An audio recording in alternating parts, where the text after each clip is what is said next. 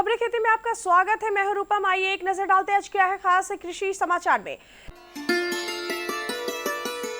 रबी मौसम 2024-25 के लिए उर्वरकों पर सब्सिडी को मंजूरी।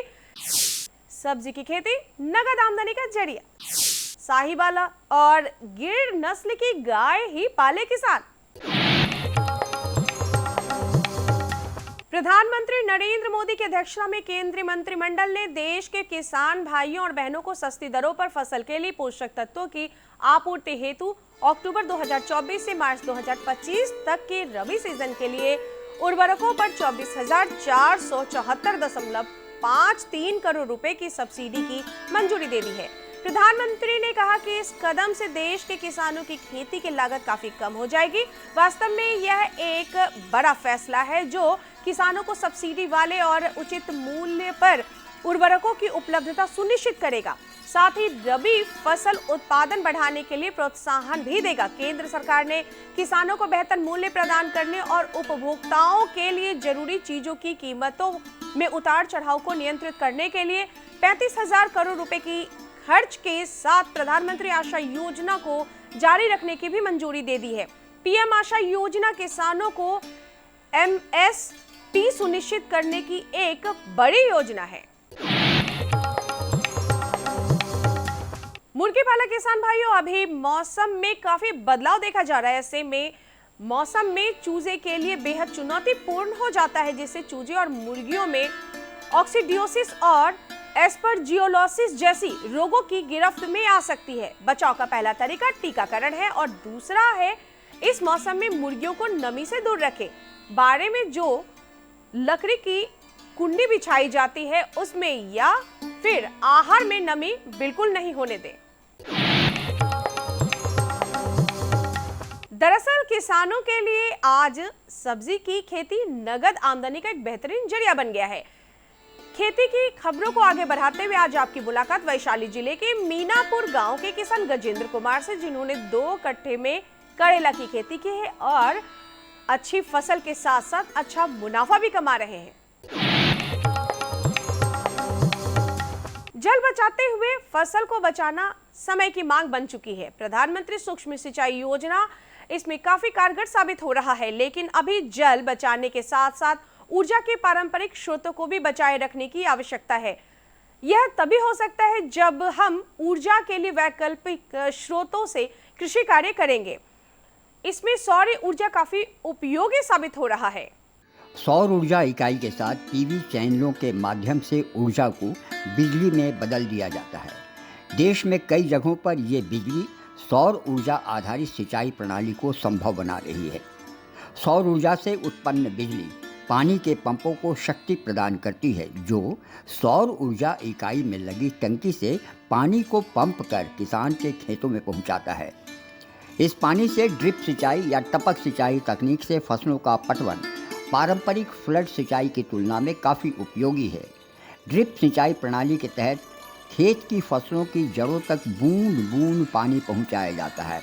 इस प्रक्रिया में फसलों तक उतना ही पानी पहुंच पाता है जितनी उन्हें अच्छी बढ़वार के लिए ज़रूरत होती है। इस सिंचाई में श्रम की बचत होती है, पानी की बचत होती है, खरपतवार भी खेतों में कम उगते हैं और पौधों को पर्याप्त मात्रा में पोषक तत्व मिल जाते हैं।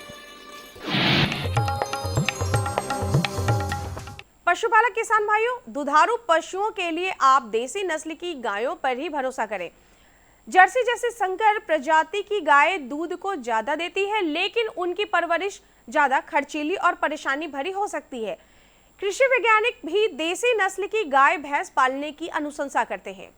हमारी तरह पशु भी वातावरण के उतार चढ़ाव से प्रभावित होते हैं, इसलिए दूध के लिए पशुपालन करना हो तो हमेशा देसी नस्ल की गाय और भैंस ही पालें। साहिवाल और गिर प्रजाति की गाय देसी नस्ल की होने के कारण यहाँ की आबोहवा से परंपरागत रूप से परिचित होती हैं। इन नस्ल की गायों में रोग प्रतिरोधी क्षमता भी संकर प्रजाति की गायों से काफ़ी बेहतर होती है। यही बात मुर्रा नस्ल की भैंस पर भी लागू होती है। ये दूध थोड़ा कम देती हैं, लेकिन उनके दूध में उच्च गुणवत्ता का प्रोटीन होता है, जो स्वास्थ्य के लिए बहुत बेहतर होता है। देसी नस्ल की गाय हर साल बच्चा जनने में सक्षम होती हैं और उनके पालने में खर्च भी कम आता है। इसलिए अगर आप पशुओं का कृत्रिम गर्भाधान करवा रहे हैं तो गाय के लिए साहिवाल और गिर तथा भैंस के लिए मुर्रा नस्ल का ही गर्भाधान कराएं। अब एक नजर मंडी के ताजा भाव पर। राजधानी पटना की विभिन्न मंडियों में आज चावल और गेहूं के भाव कुछ इस प्रकार रहे। लोकल गेहूं 3500 रुपये प्रति क्विंटल, एमपी गेहूं 4300 रुपये प्रति क्विंटल, सोनम चावल 6000 रुपये प्रति क्विंटल, बासमती चावल 11000 रुपये प्रति क्विंटल। और चलते चलते किसान भाइयों, आप देखिए मौसम का पूर्वानुमान। दिन भर आसमान बादलों से घिरा रहेगा। प्रदेश में कुछ स्थानों पर छिटपुट वर्षा तो कहीं भारी वर्षा की संभावना है। तेज़ हवाएं चलेंगी जिससे लोगों को उमस से राहत मिलेगी। मौसम विज्ञान केंद्र पटना के मुताबिक राजधानी पटना सहित प्रदेश में अधिकतम तापमान 31 डिग्री सेल्सियस जबकि न्यूनतम तापमान 26 डिग्री सेल्सियस के आसपास बने रहने की संभावना है। अभी आप देख रहे थे कृषि जगत से जुड़ी तमाम हलचलों को खबरें खेती के माध्यम से। नमस्कार, मैं पूनम आप तमाम दर्शकों का स्वागत करती हूं आपके अपने कार्यक्रम कृषि दर्शन में। किसान भाई बहनों, कृषि दर्शन कार्यक्रम के जरिए हम कृषि जगत की खबरों के साथ पशुपालन, खेतीबाड़ी और सरकार की नवीनतम योजनाओं की जानकारी आपको इस कार्यक्रम के माध्यम से देते हैं और साथ ही साथ आज भी ऐसे ही कुछ नई और खास जानकारियां आपके लिए लेकर आए हैं। लेकिन अभी वक्त है एक छोटे से विराम का, तो आप देखते रहें कार्यक्रम कृषि दर्शन। जी, अगर आप नया व्यवसाय शुरू करना चाहते हैं और बिहार, झारखंड, उत्तर प्रदेश के समीपवर्ती इलाकों से अगर आप आते हैं तो निश्चित तौर पर अपना व्यवसाय ब्लैक बंगाल और बर्बरी नस्ल से ही शुरू करें। ये अत्यंत ही रोगरोधी प्रजाति है और बीमार नहीं पड़ती है, बच्चों की संख्या अधिक होती है। हर जोखिम से निकल कर फसल आए, सुरक्षित हो जाए।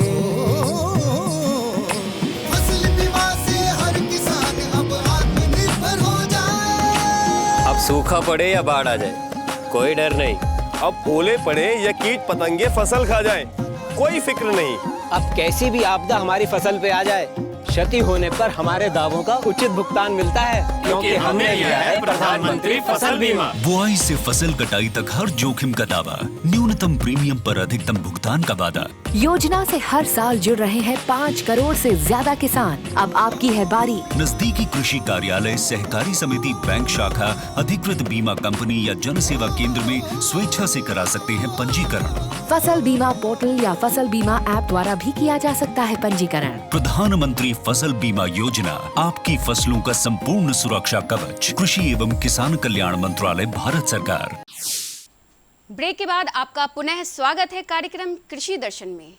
किसान भाई बहनों, बकरी प्रक्षेत्र में बकरियों का प्रबंधन अपने आप में एक महत्वपूर्ण कार्य है जिसमें उसकी देखभाल, पोषण और स्वास्थ्य और साथ ही साथ प्रजनन संबंधी ध्यान दिया जाता है। आइए इसे विस्तार से समझते हैं हमारे विशेषज्ञ डॉक्टर पंकज कुमार से। नमस्कार किसान भाइयों, स्वागत है आप सभी का कृषि दर्शन कार्यक्रम में। किसान भाइयों, आज हम जिस विषय पर बात करने वाले हैं वह विषय आपके लिए बहुत ही महत्वपूर्ण है। जी हाँ किसान भाइयों, बकरियों को गरीबों की गाय से हम नवाजते हैं कि गरीबों की गाय है बकरी, और इसकी जो आमदनी है वो हमारे किसान भाइयों के लिए, हमारे जो भूमिहीन किसान भाई या जो छोटी जोत के जो किसान होते हैं उनके लिए बहुत ही मायने रखता है। तो बकरियों का प्रक्षेत्र प्रबंधन क्या है, क्या क्या सावधानी बरतनी चाहिए, इसी विषय पर हमारे साथ बातचीत करने के लिए हमारे साथ मौजूद हैं डॉक्टर पंकज कुमार, जो वरीय वैज्ञानिक हैं बिहार वेटनरी कॉलेज पटना में। सर, कृषि दर्शन कार्यक्रम में आपका हार्दिक स्वागत है। सर, जो बकरी का प्रक्षेत्र प्रबंधन है उसको किस तरह से किया जाए? हाँ, आपने सही कहा कि बकरियों को गरीबों की गाय की संज्ञा दी गई है। महात्मा गांधी जी दिया करते थे इसको। तो हमारे जो छोटे जोत के किसान हैं या भूमिहीन लोग हैं वो खास के बकरी पालन गांव में देखिएगा काफ़ी करते हैं। हालांकि अभी तो व्यावसायिक बकरी पालन भी होने लगा है, कई जगह बड़े बड़े प्रक्षेत्र खुल रहे हैं, लेकिन अभी कुछ वक्त लगेगा बिहार में बकरी पालन के व्यवसायीकरण को दुरुस्त होने में। लेकिन फिर भी बकरियों की जनसंख्या के हिसाब से देखें, उनकी संख्या के हिसाब से देखें तो हम हिंदुस्तान में एक अव्वल स्थान रखते हैं और ऐसी स्थिति में उनके प्रबंधन पर भी ख्याल रखना होगा, क्योंकि गरीबों का ये आय का मुख्य स्रोत है। अगर बकरी मर जाती है किसी कारण से तो उनको काफ़ी घाटा होता है। तो उनके प्रबंधन, विशेषकर ये समसामयिक प्रबंधन की अगर बात करें तो ये बरसात का समय है, मौसम है, और इन दिनों उनके प्रबंधन पर विशेष ख्याल देने की ज़रूरत है। बकरियों में सबसे ज़्यादा जो समस्या है वो है ह्यूमिडिटी से। आजकल वातावरण में ह्यूमिडिटी काफ़ी ज़्यादा बढ़ जाती है बरसात के कारण से, और बकरियों में अगर रोग के संचरण की बात कहें तो नमी युक्त वातावरण या नमी युक्त फ्लोर, घर जिसमें कि नमी हो, ज़मीन गीली हो, ये बकरी के लिए काफ़ी घातक होते हैं। इसमें बकरियों के लिए जो फफूंद का या फंगस जिसको कहते हैं, या बैक्टीरियल डिजीज अथवा वायरल जीवाणु जनित, विषाणु जनित रोगों का संचरण और संक्रमण इन दिनों अत्यधिक तीव्र हो जाता है। इसलिए विशेष रूप से ख्याल रखना है कि घर अगर बकरियों का चूता है अथवा पानी का झपास उसके गेट से या खिड़कियों से अंदर आती है तो उन्हें रिपेयरिंग कराना आवश्यक है। प्लास्टिक का बोरा लगाकर या टाट लगाकर या किसी भी तरह से, ताकि वो गीला नहीं हो। फर्श अगर गीला हो जाता है पेशाब करने के चलते या किसी कारण से, तो प्रतिदिन बकरियों को बाहर निकाल के फर्श को अच्छी तरह से साफ़ सफाई करके रात में राख को रखें, जलाने के बाद व्यवस्था सूखा, और उस पर छींट दें ताकि वो पुनः सूख जाए। अगर किसी कारण से मिट्टी की ज़मीन है और अगर वो सूख नहीं पाती है, किसी कारण से गीला ही रह जाता है, तो शाम में जब आप बकरी को ले जाते हैं घर के अंदर बांधने के लिए, तो सूखा पत्ता शीशम का, पीपल का, करंज का, नीम का, या कोई पुआल अगर आपके घर में है, भूसा है, तो उसको उस गीली ज़मीन पर अवश्य ही डाल दें, ताकि बकरी जब बैठें तो गीली मिट्टी का उनके शरीर से संपर्क डायरेक्ट ना हो पावे। इस महीने में ज़्यादा सावधानी बरतने की ज़रूरत है जो हमारे किसान भाई बकरी पालन के तरफ अग्रसर हैं। तो सबसे पहले हम आते हैं बीमारियों पर, कि जो हमारे किसान भाई बकरी पालन कर रहे हैं तो ऐसी कौन कौन सी बीमारियां हैं जो बकरियों को सबसे ज़्यादा प्रभावित करती हैं। एक है PPR, दूसरा है इंट्रोटॉक्सीमिया, तीसरा बीमारी जो आजकल संक्रमित कर सकती है वो है फुट रोट डिजीज, खुर का सड़न, गलन जिसे कहा जाता है। तो उसके अलावे जैसे ही थोड़ा सा ही बरसात का समय कम होगा, 20-25 दिन के बाद खुरा मुँह पका रोग बीमारी जो होता है, फुट एंड माउथ डिजीज, इसका भी संक्रमण देखने को मिल सकता है। उसके अलावे HSBQ कहा जाता है, हीमोरेजिक सेप्टिसेमिया और ब्लैक क्वार्टर। हीमोरेजिक सेप्टिसेमिया ये बैक्टीरियल डिजीज है, गलघोंटू जिसे कहा जाता है, ये भी आप देखने मिल सकता है। तो ये सारी बीमारियां हो सकती हैं बकरियों को, और बिहार प्रांत के लिए ये बीमारियां आजकल होती ही होती हैं। लेकिन इससे बचने के लिए सबसे आवश्यक ये है जो मैं बताना चाहूँगा, आजकल टीकाकरण, सरकार के द्वारा टीकाकरण की व्यवस्था सुनिश्चित की गई है। आप अपने निकटतम सरकारी पशु चिकित्सालय में संपर्क स्थापित करें और वहाँ से अपने बकरियों को HS का, BQ का, PPR का और ET का, ये 4 टीका अवश्य ही लगवावें। अगर ये टीका सरकारी अस्पताल में किसी कारण से उपलब्ध नहीं है तो आप इंतज़ार न करें, मेरा आग्रह है। काफ़ी कम कीमत पर ये बाज़ार में उपलब्ध हो जाते हैं। आप 2-4 बकरी पाला के एक साथ कुछ पैसे का संग्रहण करके और मुश्किल से 100-200 रुपये में ये टीका खरीद करके अपने टोले के सारे बकरियों को आप टीकाकरण करवा सकते हैं। ये बाज़ार में भी उपलब्ध है, ले करके और पशु चिकित्सक के सलाह पर, सहायता पर आप टीकाकरण करवावें। सर, एक संक्षेप में आपकी जो सलाह है या राय हम अपने किसान भाइयों तक पहुंचाना चाहेंगे कि जो हमारे किसान भाई छोटे तौर पे बकरी पालन शुरू करना चाहते हैं, तो नस्लें जो उन्नत नस्लें हैं, जो एक लाल तरह की बकरियां होती हैं, उनको पालने में ज़्यादा फ़ायदा होगा, या जो देसी बकरियां जो हमारे यहाँ की हैं जो, तो उनको पालने में ज़्यादा कौन सी ऐसी नस्लें हैं जिनको हमारे किसान भाई पालन करके लाभान्वित हो सकते हैं? जी, अगर आप नया व्यवसाय शुरू करना चाहते हैं और बिहार, झारखंड, उत्तर प्रदेश के समीपवर्ती इलाकों से अगर आप आते हैं तो निश्चित तौर पर अपना व्यवसाय ब्लैक बंगाल और बर्बरी नस्ल से ही शुरू करें। ये अत्यंत ही रोगरोधी प्रजाति है और बीमार नहीं पड़ती है, बच्चों की संख्या अधिक होती है, आपको फ़ायदा होगा। बाज़ार में भी इसके मीट का भाव ज़्यादा है, डिमांड ज़्यादा है। बाद में जब व्यवसाय आपका एस्टेब्लिश कर जाएगा तब फिर ब्लैक जमुनापारी, बीटल या सिरोही की बात हम करें। इतनी अच्छी जानकारी देने के लिए डॉक्टर साहब आपका बहुत बहुत धन्यवाद। और किसान भाइयों, मिलते हैं कृषि दर्शन कार्यक्रम के अगले भाग में एक नई जानकारी के साथ। तब तक हमें और हमारी पूरी टीम को दीजिए इजाज़त। नमस्कार। प्रयोगों से पता चला है कि 10 किलोग्राम गोबर के साथ गौमूत्र, गुड़ एवं 2 दाले का आटा या बेसन आदि मिलाकर उसका प्रयोग किया जाए तो चमत्कारिक परिणाम मिलता है। प्रयोगों से पता चला है कि 10 किलोग्राम गोबर के साथ गौमूत्र, गुड़ एवं 2 दाले का आटा या बेसन आदि मिलाकर उसका प्रयोग किया जाए तो चमत्कारिक परिणाम मिलता है।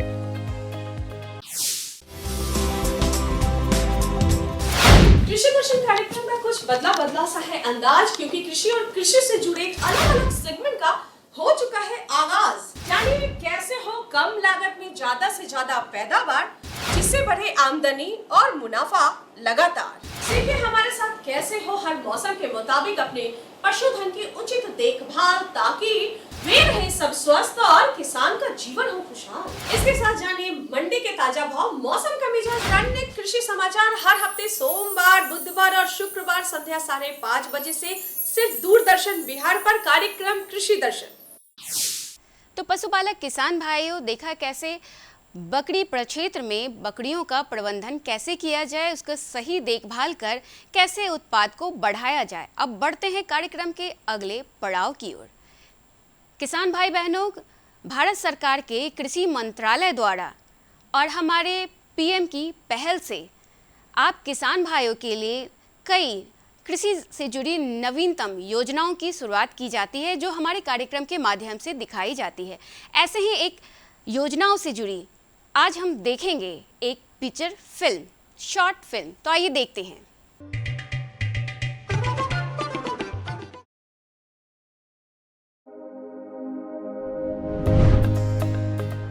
हमारे यशस्वी प्रधानमंत्री श्री नरेंद्र मोदी जी के दूरदर्शी नेतृत्व में प्राकृतिक खेती को जन आंदोलन बनाना है। मिट्टी की उर्वरक शक्ति और फसल उत्पादन बढ़ाने, शुद्ध खान पान एवं किसानों की आय बढ़ाने के लिए प्रधानमंत्री श्री नरेंद्र मोदी जी ने प्राकृतिक खेती करने का आह्वान किया है।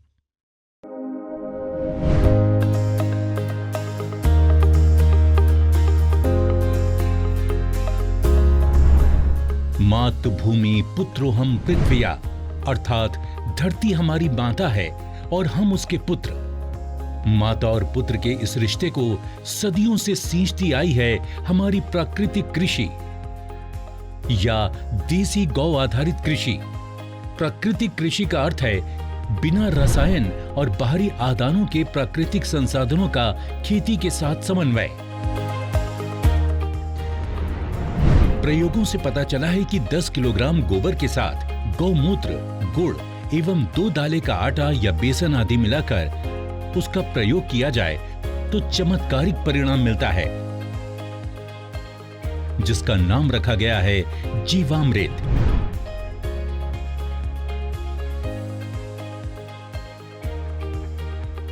प्राकृतिक कृषि प्रक्रिया में धरती का अमृत जीवामृत। आइए हम जानते हैं कि जीवामृत का निर्माण कैसे होता है। जीवामृत निर्माण के लिए जरूरी सामग्री: 10 किलोग्राम देसी गाय का गोबर, 8 से 10 लीटर देसी गाय का मूत्र, 1.5 से 2 किलोग्राम गुड़, 1.5 से 2 किलोग्राम बेसन, 180 लीटर पानी और मुट्ठी भर पेड़ के नीचे की मिट्टी।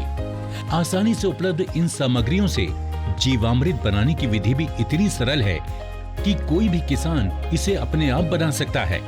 इन सामग्रियों में से गुड़, बेसन एवं गोबर को पानी या तो गौमूत्र का उपयोग करके लिक्विड जैसा बना सकते हैं। अब इन सामग्रियों को एक ड्रम में डालकर उसे लकड़ी के एक डंडे से घोलना है। ठीक से घोलने के बाद जीवामृत बनने के लिए 2 से 3 दिन तक छाया में रख देना है। प्रतिदिन सुबह और शाम घड़ी की सुई की दिशा में लकड़ी के डंडे से 2 मिनट तक इसे घोलना है और जीवामृत को बोरे से ढक देना है। ये जीवामृत जब सिंचाई के साथ खेत में डाला जाता है तो भूमि में जीवाणुओं की संख्या अविश्वसनीय रूप से बढ़ जाती है और भूमि के रासायनिक व जैविक गुणों में वृद्धि होती है। जीवामृत को महीने में 2 बार या 1 बार उपलब्धता के अनुसार 200 लीटर प्रति एकड़ के हिसाब से सिंचाई के पानी के साथ देना चाहिए। फलों के पेड़ों के पास दोपहर 12 बजे जो छाया पड़ती है, उस छाया के पास प्रति पेड़ 2 से 5 लीटर जीवामृत भूमि में महीने में 1 बार या 2 बार गोलाकार में डालना चाहिए। इससे मिट्टी स्वस्थ बनती है और फसल भी उतनी ही बेहतर मिलती है। इससे किसान के मित्र माने जाने वाले केंचुओं की संख्या बढ़ती है। प्राकृतिक कृषि में गहरी जुताई की भी जरूरत नहीं होती है। इतना ही नहीं, प्राकृतिक कृषि भूमिगत जल को भी बढ़ाती है। इस प्रक्रिया से मुख्य फसलों के साथ सहयोगी फसलों को भी बोया जा सकता है। घन जीवामृत का ही सूखा हुआ स्वरूप है, जिसे फसल बोने से पहले जमीन में मिलाया जाता है। धूप में सुखाए गए 200 किलोग्राम गोबर में ताजा बना 20 लीटर जीवामृत मिलाकर 2 दिन छाया में रखते हैं। इसे एक बार फिर से धूप में सुखाकर तथा डंडे से पीसकर महीन बना दिया जाता है। यही घन जीवामृत है जिसे 1 एकड़ के लिए प्रयोग कर सकते हैं। बीजामृत प्राकृतिक खेती का एक आवश्यक आदान बीजामृत है। बीजामृत जहां बीज को बीज जनित रोगों से बचाता है, तो वहीं इसकी अंकुरण क्षमता को अद्भुत रूप से बढ़ाता है। देसी गाय के 5 किलोग्राम गोबर, 5 लीटर गौमूत्र, 50 ग्राम बुझा हुआ चूना और थोड़ी सी मिट्टी को 20 लीटर पानी में मिलाकर बीजामृत बनाया जाता है। एक रात रखने के बाद इसमें 100 किलोग्राम बीज का संस्कार किया जाता है। इससे एक दिन बाद संस्कारित बीज बुआई के लिए तैयार हो जाता है। आच्छादन प्राकृतिक खेती का एक महत्वपूर्ण नियम है। खेती वाली सारी भूमि को फसल अवशेष से या छोटी अवधि की अंतर फसलों से पूरा ढक दिया जाता है। आच्छादन भूमि में नमी बनाए रखता है तथा वातावरण से नमी को खींचकर खेती हेतु पानी की खपत को भी अद्भुत रूप से घटाता है। जीवाणुओं एवं केंचुओं की गतिविधियों को बढ़ाता है, खरपतवार को नियंत्रित करता है तथा अंत में विघटित होकर जमीन से कार्बन उत्सर्जन को रोककर भूमि की जैविक कार्बन क्षमता को बढ़ाता है। वापसा इस कृषि विधि में वापसा निर्माण भी एक महत्वपूर्ण प्रक्रिया है, जिससे भूमि में हवा एवं नमी का बराबर संतुलन बनाए रखा जा सकता है। अग्निअस्त्र प्राकृतिक कृषि विधि केवल भूमि की उत्पादन क्षमता को ही नहीं बढ़ाती है, बल्कि कीट एवं बीमारियों की रोकथाम के लिए भी एक प्रभावी विकल्प प्रदान करती है। फसलों पर कीट पतंगों की रोकथाम के लिए स्थानीय वनस्पति पर आधारित सस्ता तथा किसान के खेत में बनने वाला ही आदान है अग्निअस्त्र। 5 किलोग्राम नीम या अन्य स्थानीय पौधा जिसे गाय नहीं खाती, उसके पत्ते, 20 लीटर देसी गाय का मूत्र, 500 ग्राम तंबाकू पाउडर, 500 ग्राम हरी मिर्च तथा 50 ग्राम लहसुन के पेस्ट को मिलाकर धीमी आंच में उबालकर 48 घंटे के लिए रखा जाता है। सुबह शाम 2-2 मिनट के लिए घोलें। इस घोल का 6 लीटर प्रति 200 लीटर पानी में मिलाकर 1 एकड़ में छिड़काव करें। नीमास्त्र, ब्रह्मास्त्र, दशपर्णी अर्क इत्यादि भी कीट पतंगों की रोकथाम के लिए उपयोग में लाए जाते हैं। इस तरह खट्टी लस्सी, कंडित, सौठास्त्र इत्यादि प्रभावी रूप से विभिन्न बीमारियों के निवारण के लिए प्रयोग में लाए जाते हैं। तो देखा आपने कितना आसान है प्राकृतिक खेती करना हम किसानों के लिए। इससे न केवल हमारे स्वास्थ्य बल्कि हमारी भूमि के साथ साथ आसपास के वातावरण को भी लाभ मिलता है। एक एक किसान आत्मनिर्भर बने, और ऐसा तभी हो सकता है जब अप्राकृतिक खाद और दवाइयों के बदले हम मां भारती की मिट्टी का संवर्धन गोवर्धन से करें, प्राकृतिक तत्वों से करें। हर देशवासी हर चीज के हित में, हर जीव के हित में प्राकृतिक खेती को हम जन आंदोलन बनाएंगे। मेरा नाम सत्या है। मैं मेरे 150 पौधा हैं जिसमें मैं प्राकृतिक खेती की अब स्प्रे कर रही हूँ। अगर जहरीली स्प्रे हम दुकानों से खरीद के करते थे तो उससे हमारे खर्चा ज़्यादा आता था, पैसा भी ज़्यादा लगता था, और इसमें हमारे को खर्चा भी कम है और फल भी अच्छा बन रहा है, जिसके लिए हमें यूरिया डालने की कोई ज़रूरत नहीं है अभी इसमें। पहले सर अगर 5000 का खर्चा हमारा आता था स्प्रे का, तो अभी हमारा 500 का भी शायद खर्चा नहीं आया है। इसलिए मैंने अपने बगीचे से शुरू करा है। पर इस साल मैं सबको बता रही हूँ कि आगे के लिए आप ही जो मैंने किया है अपने बगीचे में, आप ये स्प्रे करके देखो। दिल खुश हो जाता है सर, जब अपनी फसल इस तरह से अच्छे से आए तो दिल भी खुश हो जाता है सर। और ये मेरी लोकल वैरायटी हाइब्रिड और एक ही दिन लगाया था। अब हाइब्रिड में अभी तो कुछ भी नहीं, इसके सिमटन ने बालियों को, ये जो मेरा लोकल है इसको देखो कितनी अच्छी ढंग से बालियाँ, ये बिल्कुल भरपूर इसमें ये छिट्टा इसका पड़ा हुआ है। इस फसल में मैंने सबके जब भी इसमें बीज लगाया था तो बीजामृत से मैंने ट्रीट किया था बीज को। उसके बाद जीवामृत जो हमारे गाय, देसी गाय का गोबर गौंत्र से हम तैयार करते हैं, उसी की स्प्रे इसमें करता हूँ। 21 दिन के बाद पहली स्प्रे, 35 दिन के बाद दूसरी स्प्रे और 2 महीने के बाद तीसरी स्प्रे। बाकी स्प्रे करने की कोई ज़रूरत नहीं है। तो किसान भाइयों और बहनों, आप भी इन किसानों की तरह प्राकृतिक खेती अपनाइए और अपने जीवन में लाभ, खुशी और समृद्धि पाइए। प्राकृतिक कृषि, आत्मनिर्भर भारत के आत्मनिर्भर किसान की खुशी।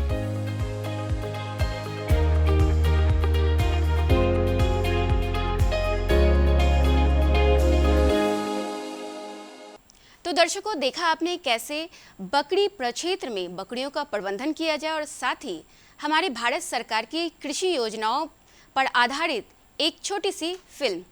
ऐसे ही नई और ख़ास जानकारियों के साथ हम फिर हाजिर होंगे, क्योंकि अभी वक्त है आपसे विदा लेने का। अगले अंक में हम फिर मिलेंगे, तब तक के लिए मुझे और पूरी कृषि दर्शन टीम को दे इजाज़त।